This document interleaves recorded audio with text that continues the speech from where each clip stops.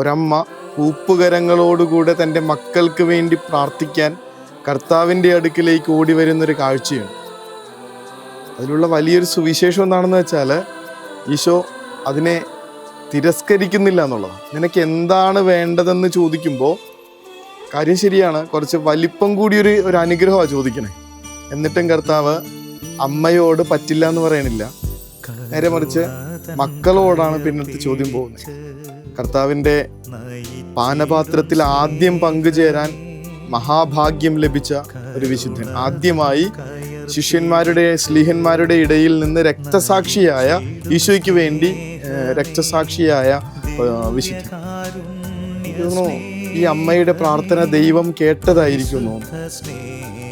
നിന്റെ രാജ്യത്തിൽ എൻ്റെ മക്കളിൽ ഒരാൾ ഇടതുവശത്തും വേറൊരാൾ വലത്തുവശത്തും ഇരിക്കണമെന്നുള്ളതായിരുന്നു അമ്മയുടെ പ്രാർത്ഥന. കുഞ്ഞുങ്ങൾക്ക് വേണ്ടി ഈ അപ്പനമ്മമാരുടെ പ്രാർത്ഥനകൾ എത്രമാത്രം ശക്തമാണെന്ന് കാണണം. ഈശോയുടെ പാനപാത്രത്തിൽ പങ്കുചേർന്ന കർത്താവിൻ്റെ കൂടെ ആദ്യം ഇരിക്കാനായിട്ട് ഭാഗ്യം ലഭിച്ച ഒരു മഹാവിശുദ്ധന്റെ ജനനം ഈ പ്രാർത്ഥനയിൽ നിന്നാണെന്നാണ് കരുതുന്നത്.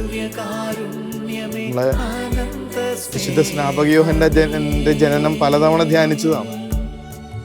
പക്ഷെ അത് ഓരോ തവണ ഇങ്ങനെ ധ്യാനിക്കുമ്പോഴും നമ്മുടെ ഉള്ളിൽ കിട്ടുന്നൊരു ശക്തിയുണ്ടല്ലോ. കാരണം ജനിച്ച ഉടനെ സ്വന്തം കുഞ്ഞിനെ എടുത്ത് അപ്പനിങ്ങനെ ആകാശങ്ങളിലേക്ക് ഉയർത്തിയിട്ട് പ്രാർത്ഥിക്കുന്ന പ്രാർത്ഥന, നീയോ കുഞ്ഞെ അത്യുന്നതന്റെ പ്രവാചകൻ എന്ന് വിളിക്കപ്പെടണം. അതുപോലെ തന്നെയായി തീരണം.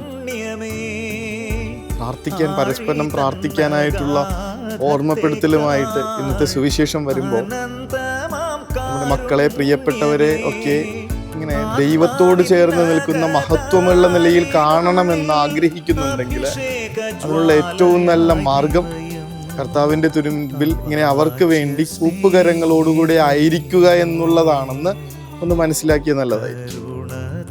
പരമമായ ശക്തി ദൈവത്തിൽ നിന്നാണ്.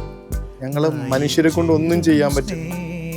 അപ്പനായിക്കോട്ടെ, അമ്മയായിക്കോട്ടെ, മക്കളായിക്കോട്ടെ, സഹോദരങ്ങളായിക്കോട്ടെ, ആർക്ക് വേണ്ടിയിട്ടുള്ള പ്രാർത്ഥനകളുമായിക്കോട്ടെ, അതിനുവേണ്ടി ആ പ്രാർത്ഥനകൾക്കൊക്കെ ഉത്തരം കിട്ടുന്നുണ്ടെന്നുള്ളതാണ് എന്ന് പറഞ്ഞു വരുന്ന സുവിശേഷം.